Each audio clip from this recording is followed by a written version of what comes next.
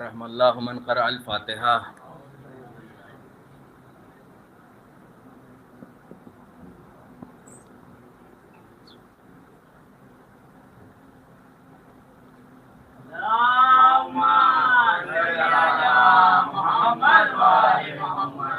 لا حول ولا قوة الا باللہ العلی العظیم. بسم اللہ الرحمن الرحیم.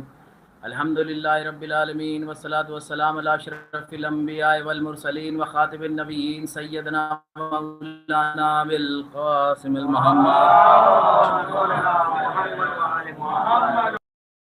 وآلہ الطیبین الطاہرین المنتجبین المظلومین ولعنۃ اللہ علی اعدائہم اجمعین من یومنا ھذا الی یوم الدین. اما بعد قال اللہ تبارک و تعالی فی کتابہ الکریم وهو اصدق الصادقین وقولہ الحق. بسم اللہ الرحمن الرحیم. وتعز من تشاء وتذل من تشاء. صلوات پر محمد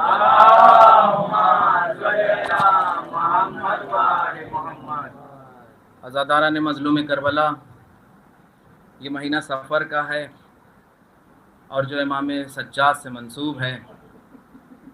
یہ سفر کا مہینہ ہمارے امام موسیٰ کاظم علیہ السلام کی آمد سے بھی مشہور ہے.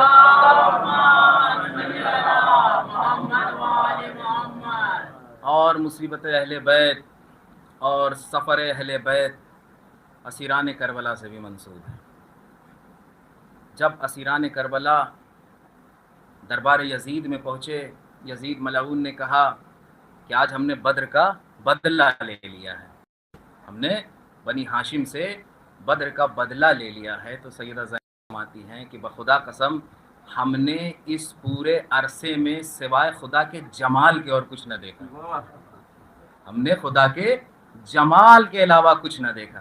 یزید ملعون شاید اس وقت اس جملے کو نہ سمجھ پایا ہو، لیکن آج دور حاضر میں اگر سیدہ زینب کے اس جملے کی تشریح کری جائے تو یہ پتہ چلتا ہے کہ نام یزید تو مٹ ہی گیا. چاہنے والے یزید کے بھی اتنے مجبور ہو گئے کہ دنیا میں کھلم کھلا یزید کی طرفداری نہیں کر سکتے،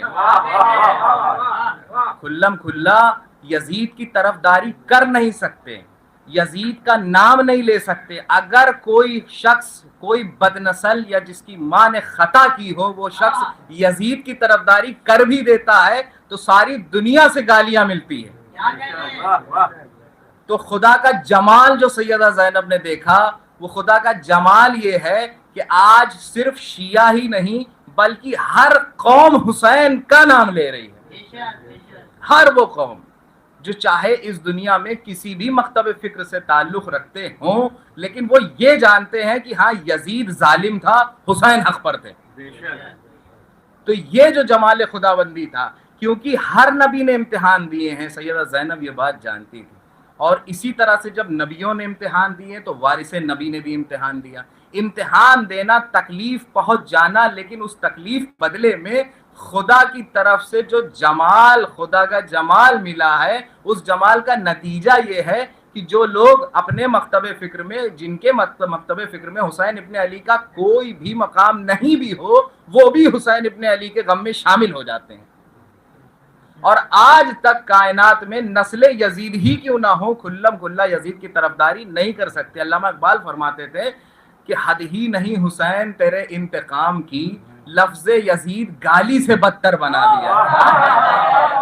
لفظ یزید گالی سے بدتر بنا دیا. عزادارو، مسئلہ یہ ہے کہ آج تک اس دنیا میں جو سائنس اتنی آگے پہنچ گئی، انسانیت اتنی آگے پہنچ گئی، لوگوں کا شعور اتنی بلندی پر پہنچ گیا، اتنا تو ہر آدمی جانتا ہے نا کہ اگر آپ کسی ایک کتے کو پتھر ماریں گے تو کوئی دوسرا جانور نہیں بولے گا، لیکن دوسرا کتا ضرور بھونکے گا. مثال دے رہا ہوں، دوسرا کتا ضرور بھونکے گا. اگر ایک کتے کو آپ نے مارا تو دوسرا کتا ضرور بھونکے گا. مسئلہ کیا ہے؟ مسئلہ یہ ہے کہ وہ اس جانور کی جین سے تعلق رکھتا ہے، وہ اس جانور کی نسل سے تعلق رکھتا ہے، وہ اس جانور کی طرح ہی ہے، اس کے عمل بھی ایک جیسے ہیں، اس کی نسل بھی ایک جیسی ہے، اس کے والدوں کا شجرہ بھی کہیں نہ کہیں آپس میں میل کھاتا ہے. آپ یہ دیکھیں کہ ہم نے اگر کھلم کھلا یزید پر لعنت کری، اس کے باپ دادا پر لعنت کری، اس کے خاندان پر لعنت کری، تو کتے کی نسل کا دوسرا کتا بھونکے گا. اسی کا نسل کا جو بھی شخص ہوگا وہ دوسرا بھونکنے لگے گا۔ اس سے یہ پتا چلتا ہے کہ یا تو یزید سے خاندانی رشتہ داری ہے، یا پھر یزید کے عمل کے جیسا عمل یہ بھی کرتے ہیں، ورنہ آپ دیکھیں حسین کے چاہنے والے ہر قوم میں ملیں گے، یزید کا چاہنے والا مسلمان میں ہی کیوں ملتا ہے؟ دیکھنے والی بات ہے نا۔ کوئی ایسی قوم نہیں جس قوم سے اٹھ کر کوئی کہے کہ یزید یہ تھا، جیسے کہ آپ سنتے ہیں لوگوں نے بارہا کہا ہے کہ 2 شہزادوں کی جنگ تھی۔ ہمیں بھائی 2 شہزادوں کی جنگ نہیں تھی، ایک یقیناً شہزادہ تھا، ان میں سے ایک یقیناً شہزادہ تھا، مگر دوسرا حرام زادہ تھا۔ کہ آپ یہ دیکھیں کہ یہ جو شخص کہہ رہے ہیں کیا یہ کسی اور مکتب فکر کے ہیں؟ نہیں، یہ بھی کلمہ پڑھنے والے ہیں، یہ بھی نماز پڑھنے جا رہے ہیں۔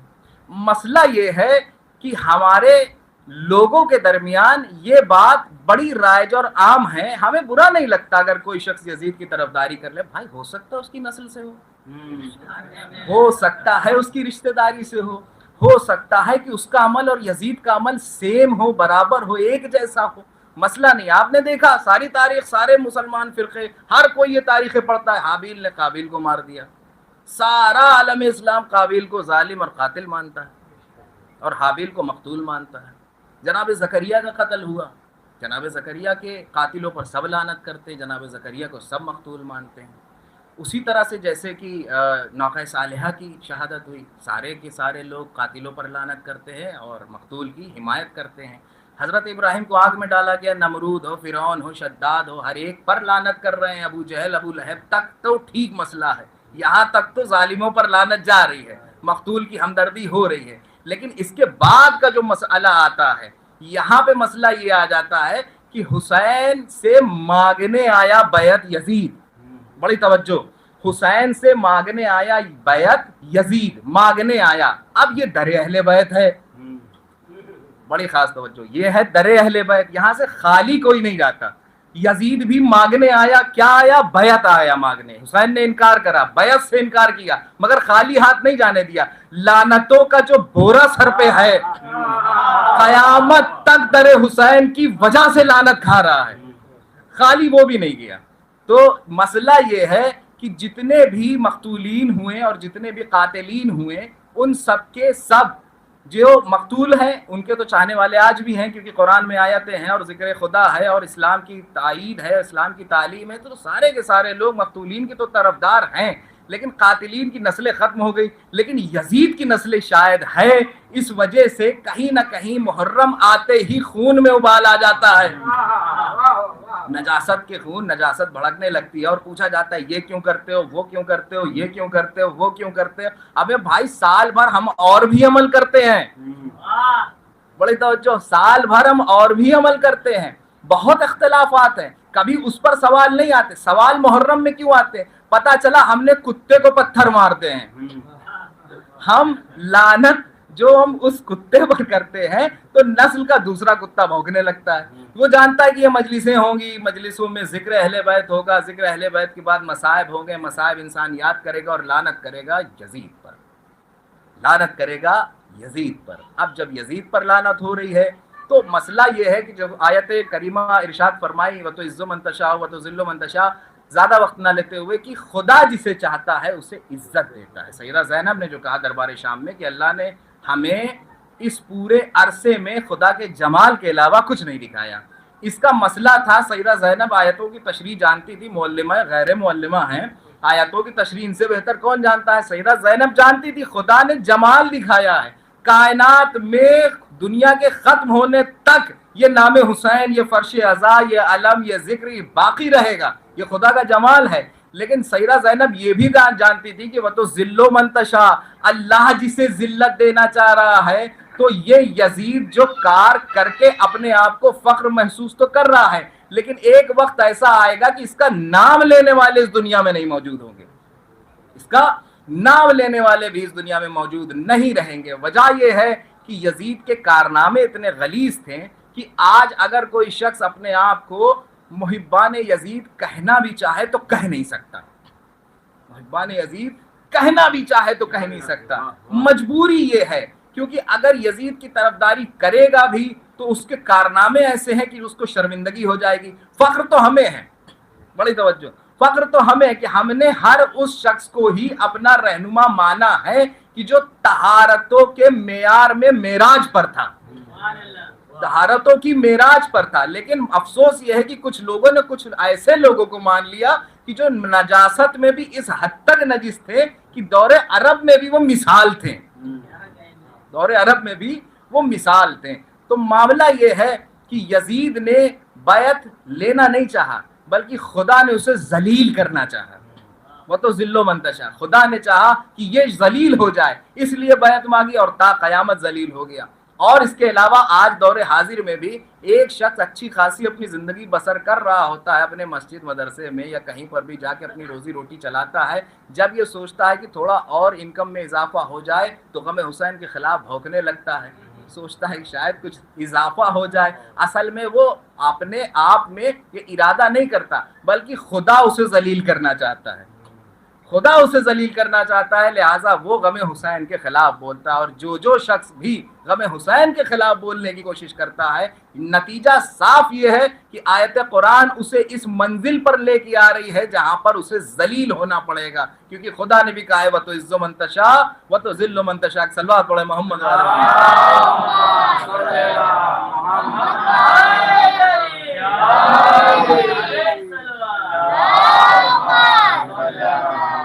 مسئلہ یہ ہے کہ ہم نے حسین ابن علی کو مانا، حسین ابن علی کو چاہا، خاندان اہل بیت اور خاندان محمد مصطفیٰ کی پیروی کری، اور اس پیروی کا نتیجہ یہ ہے کہ آج ساری دنیا امریکہ کے آگے گھٹنوں پر بھی آ گئی تو ہم علی والے اس کے سامنے کھڑے ہیں۔